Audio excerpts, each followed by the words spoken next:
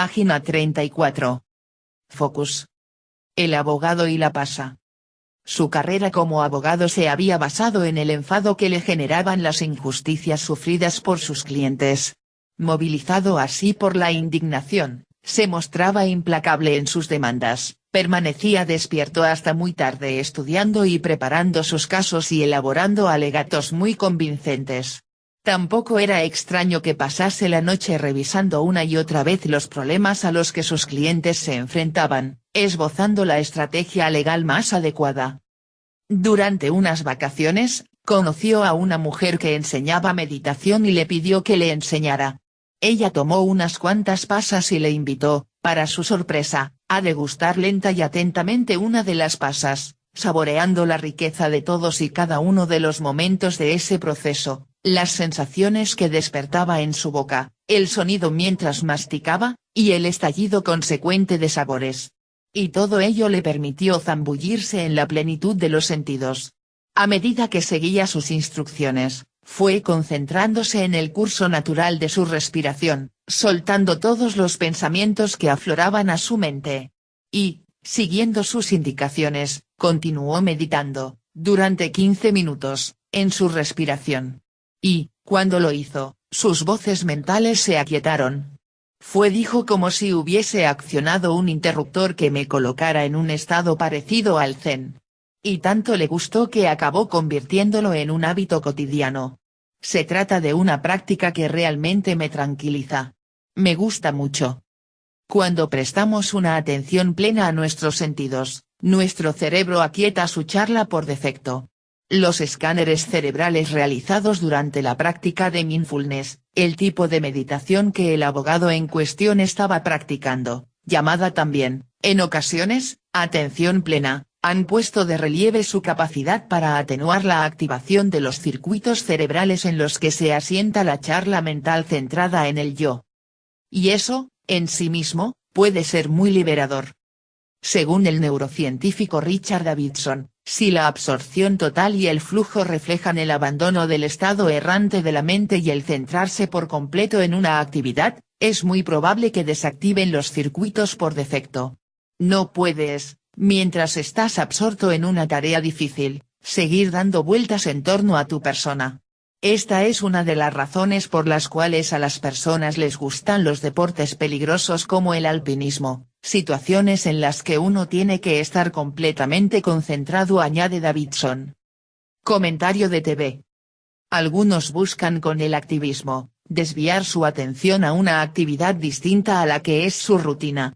Luego, al llegar al enfado, volverán a perseguir otra actividad, que sea novedosa.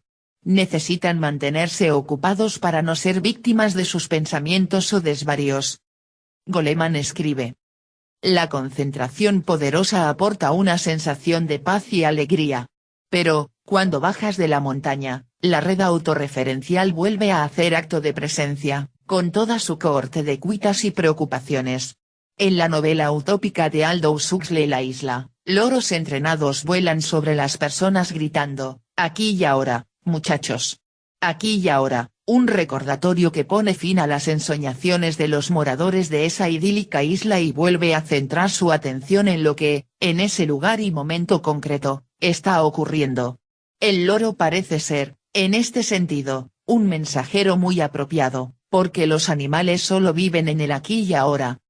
El gato que brinca al regazo de su ama para ser acariciado, el perro que espera en la puerta, moviendo ansiosamente el rabo, la llegada de su dueño, o el caballo que ladea la cabeza con la plausible intención de captar las intenciones del jinete que se le acerca, comparten el mismo centro de atención en el presente.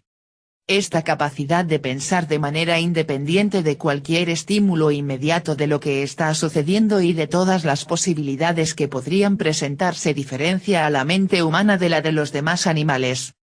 Aunque muchas tradiciones espirituales, como el caso de los loros de Huxley, contemplan la mente errante como una fuente de aflicción, los psicólogos evolutivos creen que se trata de la expresión de un gran avance cognitivo.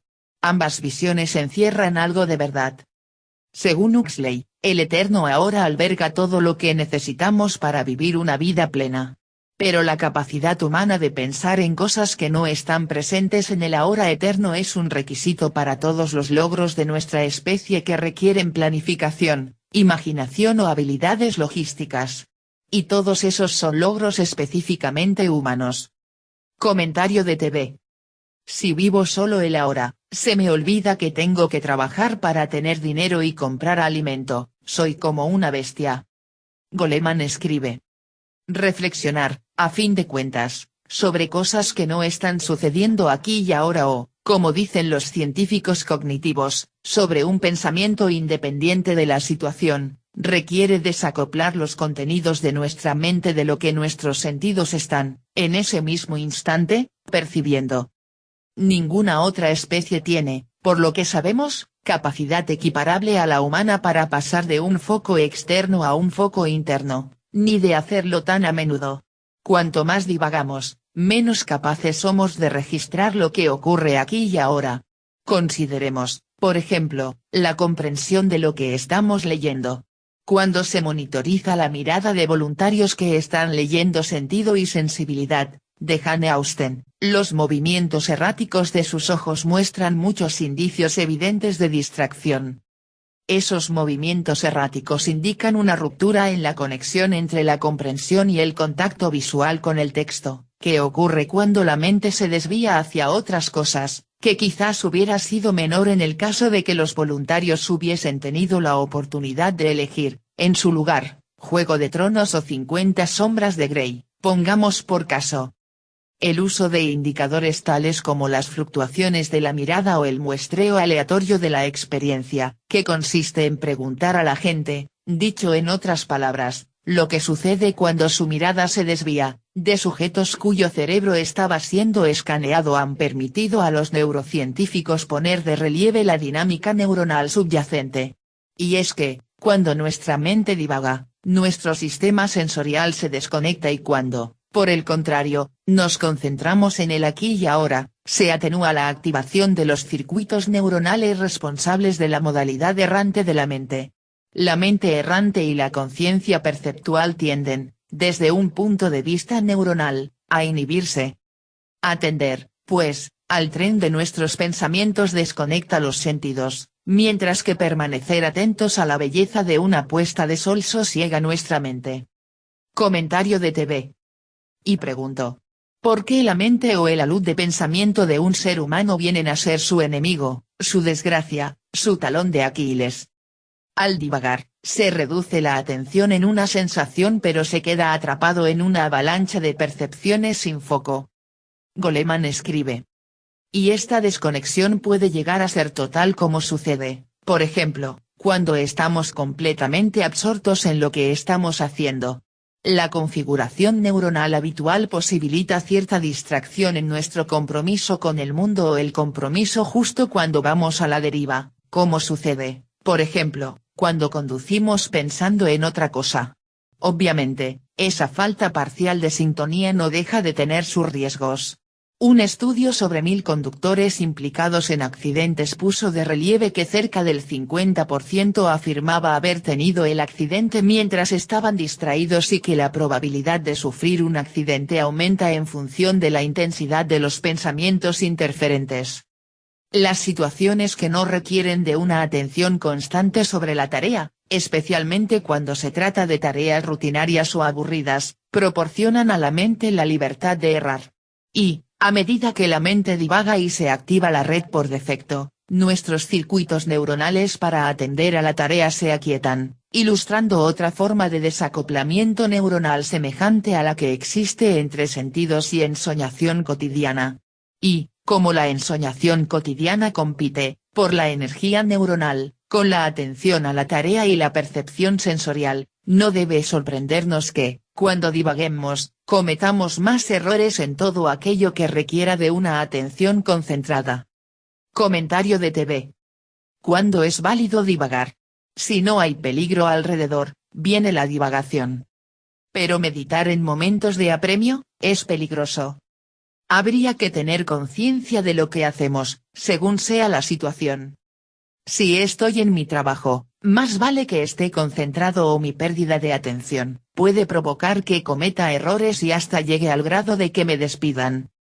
Hasta en el caso de expresar una idea, más vale que previamente, analice lo que puede ocurrir si digo una estupidez. Algunos no hablan por miedo y otros, no se miden, no quieren medirle alcance de sus palabras o acciones. Por tanto, se tiene por prudente a quien sopesa lo que va a expresar. Pero, ¿qué actitud se debe considerar según sea la situación? Quien se sienta seguro, es muy probable que pierda el interés y su único fin sea el mantenerse, con el mínimo sacrificio. En algunos libros he leído que el rey Luis XIV, jamás daba una respuesta inmediata cuando era requerido que tomara una decisión. Luis decía, voy a ver, luego te digo. Pero muchas veces, los que no somos reyes no tenemos ese poder para posponer las respuestas. Es así que la práctica de estar enfocados en lo que se va a decir o hacer, es fundamental para no salir perjudicados. Déjame ver, voy a parafrasear lo que me has dicho. Con esta técnica, se gana tiempo y se da una respuesta prudente, muy enfocada.